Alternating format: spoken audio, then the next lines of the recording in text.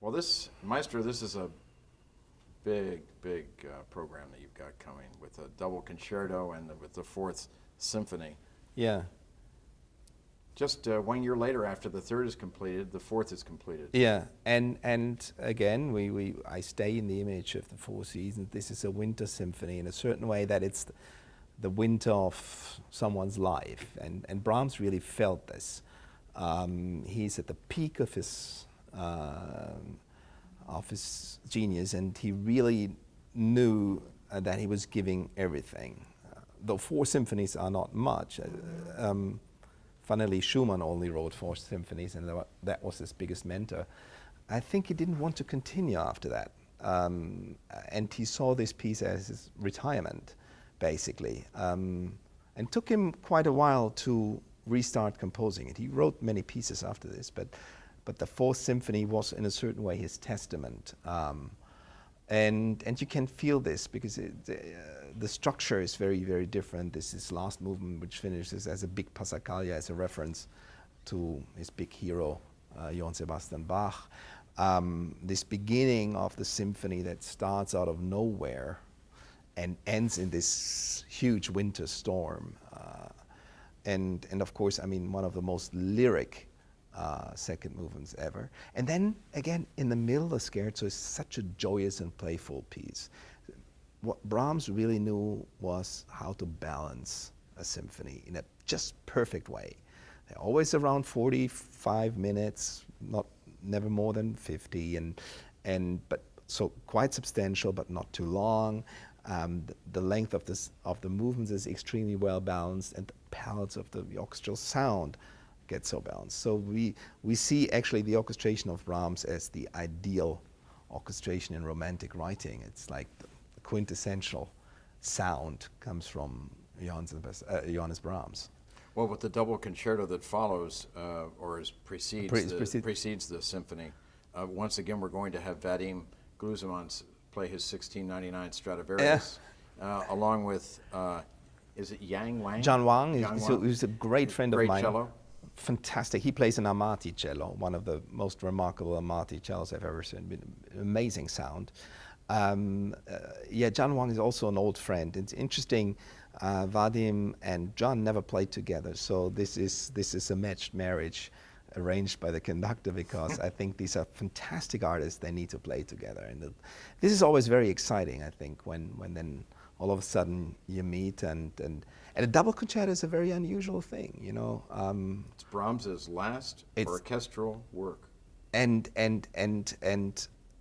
again it shows his tradition to the concerto grosso idea of the Baroque era, like the Fourth Symphony with the Passacaglia. So yes, he is conservative when it comes to form and structure, and yet inside and harmonically, you can feel in his music that already, I think, he prepares the 20th century in a way like nobody did before. Harmonies start to change. Some bars are even bitonal by anticipating harmonies. It's quite complex that you don't see so easily on the surface, because that surface is always so extremely polished.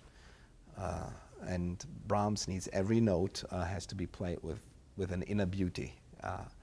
Well, before we finish, I wanted to ask you, who in the 20th century looked back to Brahms in an homage, and music was different because of that?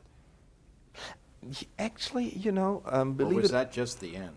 No, it was the end of an era, and of course, Wagner was more influential to the avant-garde in a direct way, but we would, funnily, the continuation of Brahms is, for me, the second Viennese school with Schoenberg, Weber, and Berg, and also their sound concept was very much in that idea of Brahms. So I feel Berg and also Weber very much in the continuation of Brahms. Debussy picks up a lot out of Brahms. So a lot of the French school was really referring to Brahms, especially when it comes to piano music. I think I see a lot of similarity between the piano music of Debussy and Brahms. So there is a language that continued, but Brahms was a very unique figure, and his language was very, very, very unique.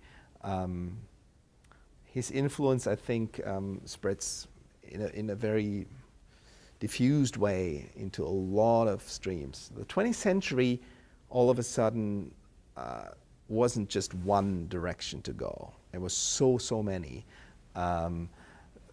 It was not one continuity of a style and then the next style starts. It's so many styles that were born at the turn of the century.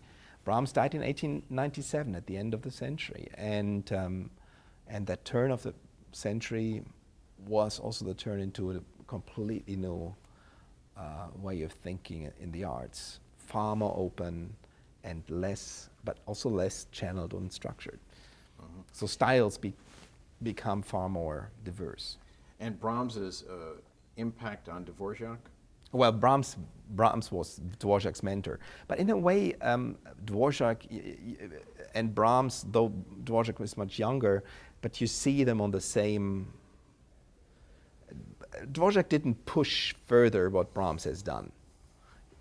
He added his color, his local color and of course what he then later absorbed in the United States. So he was absorbing so much and learned so much from Brahms. And his orchestration is basically Brahms. And if you hear Seventh Symphony, which we're going to play next year, you hear it's basically like a good remake of the Brahms Third Symphony. I mean, it's a very different piece and it's very Dvorak, but it's really a sister piece, you know. It's like a cousin to Brahms Third Symphony. Well, all of us thank you so much for Thank you. now this third festival and how important it's been to the musical growth and life in San Antonio. So, Maestro, thank you. And I'm thankful for the cooperation with all these wonderful organizations in San Antonio who made this festival really what it is, a huge community event, and I hope it changes life in San Antonio for the better. The musical life will be changed. Thank you. Thank you.